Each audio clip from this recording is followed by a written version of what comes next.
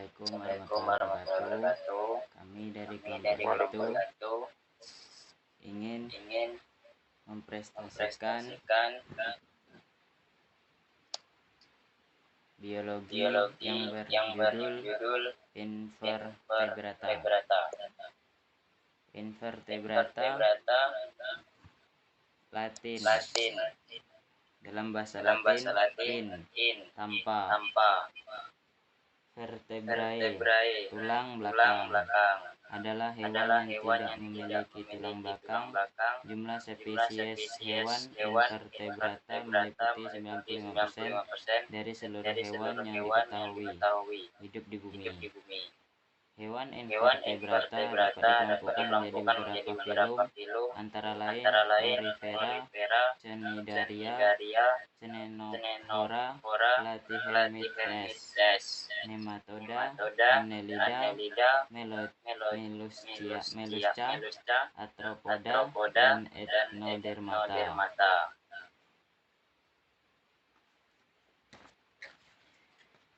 Yang pertama yaitu Porifera. Dalam ilmu biologi dikenal istilah Porifera. Itu adalah salah satu filum yang termasuk dalam klasifikasi hewan invertebrata atau hewan yang tidak memiliki tulang belakang. Porifera berasal dari bahasa Latin yaitu porus, yang artinya lubang kecil atau pori-pori. Sedangkan ferae berarti mempunyai atau mengandung, dan dapat diartikan bahwa porifera adalah hewan yang mempunyai lubang atau pori pada seluruh tubuhnya. Pori-pori pada porifera tersebut berfungsi sebagai pintu utama masuknya air pada sistem salur air yang banyak mengandung zat makanan oksigen. Kerangka porifera berupa serabut spongin sehingga membentuk bangunan seperti spons. Perserikatan sel porifera tersusun longgar, bukan jaringan sejati, dan sel-selnya belum terventilasi. Karenanya porifera biasa disebut dengan hewan spons. Habitat hewan porifera ada di dalam air, sebagian besar di lautan yang tenang dan sebagian lagi hidup di air tawar. Tubuhnya melekat pada dasar perairan. 2. Ciri-ciri tubuh porifera. Yang pertama, diplomatik, karena tersusun atas dua lapisan embrional berupa ekstrodrem dan mesodrem. 2. Tidak memiliki otot dan saraf, sehingga porifera relatif menetap dasar dan menempelkan pada substrat. Walaupun tidak mempunyai otot dan saraf, sel-sel hewan ini dapat bereaksi terhadap perubahan lingkungan. 3. Tubuhnya semi radial, bentuknya bervariasi, ada yang seperti jamban, trompet, dan piala.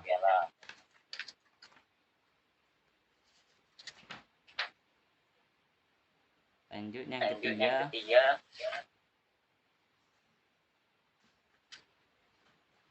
yaitu fisiologi porifera yang disampaikan oleh Hadian.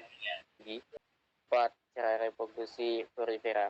Porifera bereproduksi secara aseksual, menghasilkan telur satu bimules yang merupakan gabungan dari beberapa sel dari berbagai jenis di dalam pelindung, dan biasanya terjadi pada musim dingin. Kemudian akan berkembang menjadi porifera dewasa pada musim berikutnya.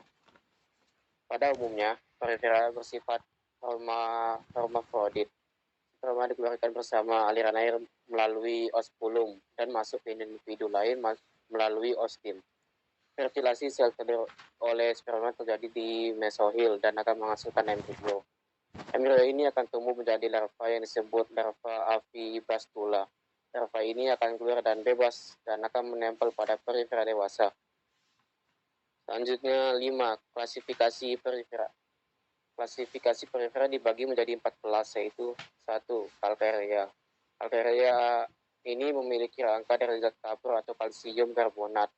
Calcarea ini berwarna pucat dan memiliki tinggi kurang lebih dari 12 cm. Kedua, Hexactinellida. Hexatinellida ini memiliki rangka tubuh yang tersusun dari silika atau bisa disebut kaca dengan bentuk silindris, datar atau bertangkai. 3. Demospongiae. Demospongiae ini memiliki rangka tubuh yang tersusun dari serabut spongin, tinggi dan diameter ada yang mencapai bahkan 1 meter, dengan tipe saluran air leukophonoid. 4. Sclerospongiae menghasilkan rangka yang tersusun dari kalsium karbonat yang terjalin dalam serat-serat spon sehingga tampak seperti koral. Lanjut ke bagian C, peranan perifera dalam kehidupan. Peranannya sebagai spons mandi atau alat sikat. Zat kimia yang dihasilkannya memiliki potensi obat penyakit kanker sebagai makanan laut, sarana kamuflase bagi beberapa hewan laut, sebagai hiasan akuarium, dan bahkan sebagai campuran bahan industri. Mungkin sekian dari perifera. Bagian selanjutnya Cnidaria akan dijelaskan oleh Aski. Pada Aski silakan. Cnidaria, film Cnidaria dan Ctenophora termasuk kelompok hewan Coelenterata, Yunani Coelenteron, rongga, yaitu hewan invertebrata yang memiliki rongga tubuh sebagai alat pencernaan makanan. Gastrovaskuler, Cnidaria, Yunani Cnid, sengat memiliki alat sengat untuk pertahanan diri dan menangkap mangsanya. 1. Cara hidup dan habitat Cnidaria. Hidup bebas di air laut, hidup di air tawar. Cnidaria hidup di perairan dangkal. Cnidaria hidup di heterotrof sebagai karnivor dengan makan udang, krustacea, dan ikan kecil. 2. Ciri tubuh Cnidaria. Ukuran tubuh Cnidaria bervariasi, berukuran hingga berapa milimeter. Ada pula yang berukuran besar hingga berdiameter 2 m. B. Struktur dan fungsi tubuh Cnidaria. 1. Epidermis, lapisan tubuh paling luar. 2. Mesoglea, merupakan rongga yang berisi bahan seperti gelatin dan tidak mengandung sel-sel. Mesoglea terletak di antara epidermis dan gastrodermis. 3. Gastrodermis terdiri atas sel kelenjar enzim dan sel kelenjar lendir. Sekian dari saya. Assalamualaikum warahmatullahi wabarakatuh. Lanjut lagi, Vi. Yang ketiga, fisiologi Cnidaria. A. Pergerakan terjadi karena kontraksi otot. Kontraksi otot berpengaruh terhadap cairan di rongga gastrovaskuler yang berfungsi sebagai rangka hidrostatik. B. Cara mencerna makanan pentakel. Kemudian masuk ke rongga gastrovaskuler. Di dalam rongga gastrovaskuler terdapat enzim semacam tripsin untuk mencerna protein. D. Pernapasan dan ekskresi. Cnidaria tidak memiliki alat pernapasan dan ekskresi. Pertukaran gas dilakukan oleh seluruh permukaan tubuhnya secara difusi. 4. Cara reproduksi Cnidaria. Cnidaria berproduksi secara aseksual dan seksual. Reproduksi secara aseksual dengan pembentukan tunas. Tunas dibentuk oleh Cnidaria yang berbentuk polip dan tumbuh di dekat kaki polip.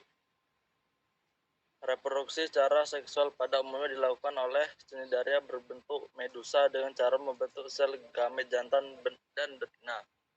Hydra merupakan polip yang dapat bereproduksi secara aseksual dan cara membentuk sel-sel gamet pada kondisi lingkungan yang buruk. Cnidaria ada yang diesis dan ada yang pula yang hermafrodit. Reproduksi secara aseksual pada stadium polip dan reproduksi secara seksual pada tahap medusa dapat terjadi secara bergantian disebut metagenesis. Fertilisasi dapat terjadi secara eksternal di air atau secara internal di manubrium atau gonad. Reproduksi Cnidaria pada siklus hidup hydrozoa Obelia sp adalah sebagai berikut. 1. Polip berkromosom diploid bereproduksi secara seksual dengan membentuk tunas-tunas sehingga terjadilah koloni polip. 2. Polip yang tidak memiliki tentakel membentuk tunas medusa secara seksual. 3. Medusa dewasa, jantan dan betina bereproduksi secara seksual. 4. Jika terjadi fertilisasi sel telur oleh spermatozoid akan dihasilkan zigot. 5. Zigot akan berkembang menjadi larva padat bersilia yang disebut planula. 6. Planula akhirnya menetap di suatu substrat dan tumbuh menjadi polip baru. Reproduksi Cnidaria pada siklus hidup Hydrozoa Aurelia sp adalah sebagai berikut.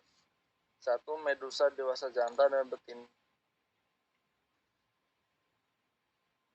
yang haploid. Sel telur dibuahi oleh sperma dan akan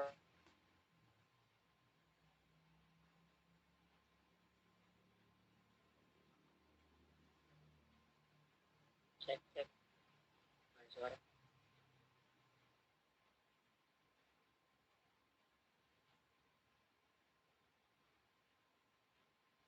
yang bertentakel disebut skifistoma. 5.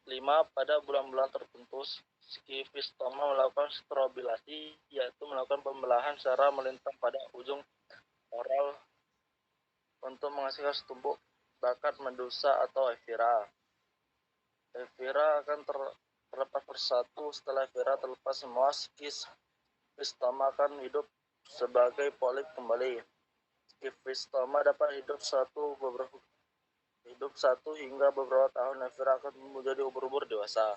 Klasifikasi Cnidaria. Terdapat sekitar 10.000 spesies Cnidaria yang telah diidentifikasi.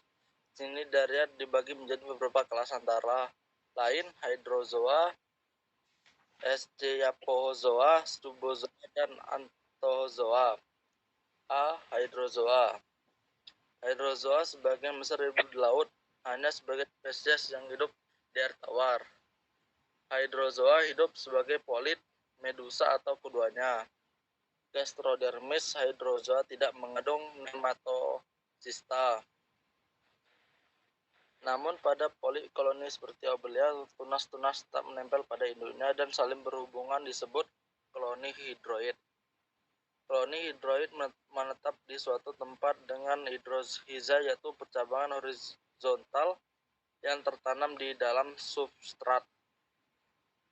Hydrozoa memiliki 2 macam alat indera, yaitu osoli sebagai pengindera cahaya dan statosista sebagai alat keseimbangan. Beberapa medusa menunjukkan gerak fototaksis negatif, tetapi ada pula yang fototaksis positif. Contohnya hydrozoa antara lain Phasalia, Obelia, dan Hydra. B. Scyphozoa. Scyphozoa hidup di laut dan merupakan ubur-ubur sejati karena medusa merupakan bentuk dominan dalam siklus hidupnya. Pada umumnya medusa berenang bebas dan membentuk seperti payung dengan diameter 2-40 cm. Bahkan ada yang mencapai 2 meter. Medusa berwarna menarik seperti jingga, kesumba, atau kecoklatan. Orthostauromedusae memiliki medusa yang bertangkai pada bagian amboral dan sesil atau menempel pada ganggang dan benda lainnya.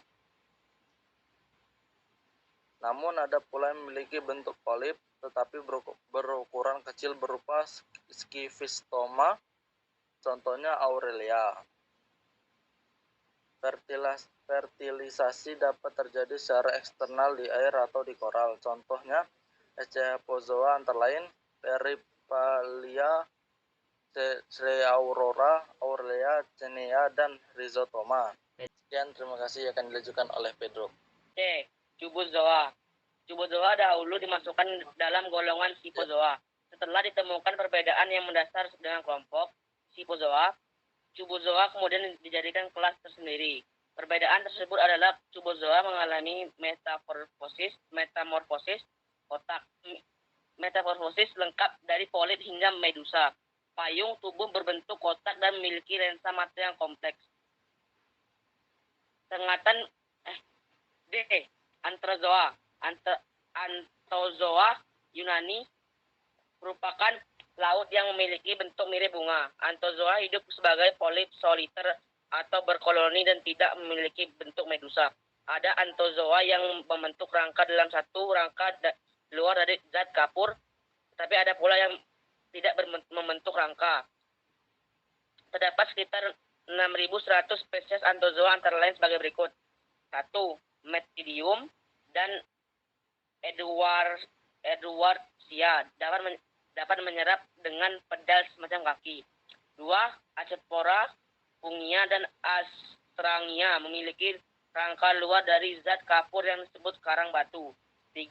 Antiphates atau koral hitam memiliki rangka yang tersusun dari zat tanduk dan berbentuk seperti ranting tumbuhan yang bercabang-cabang berwarna hitam. 4. Cerianthus memiliki polip yang berbentuk seperti anemon panjang, bertentakel banyak dan terbungkus selubung dari lendir dan pasir yang mengeras. 5. Corolium atau red oral digunakan untuk perhiasan. 6. Peranan Cnidaria dalam kehidupan manusia. A. Cnidaria dari kelas Anthozoa merupakan pembentuk ekosistem terumbu karang yang menjadi habitat ikan dan hewan lawan lainnya. 2. Beberapa jenis ubur-ubur, jellyfish, yang tidak beracun dapat dikonsumsi dan diperdagangkan sebagai ubur-ubur asin. C. Rangka luar beberapa jenis Cnidaria dapat digunakan sebagai hiasan akuarium, misalnya Soralium rubrum atau karang merah, karang piring, akar bahar, dan karang otak dan karang kuku. Sekian dari kelompok kami. Apabila titik layar, wassalamualaikum warahmatullahi wabarakatuh. Waalaikumsalam warahmatullahi wabarakatuh. Wabarakatuh.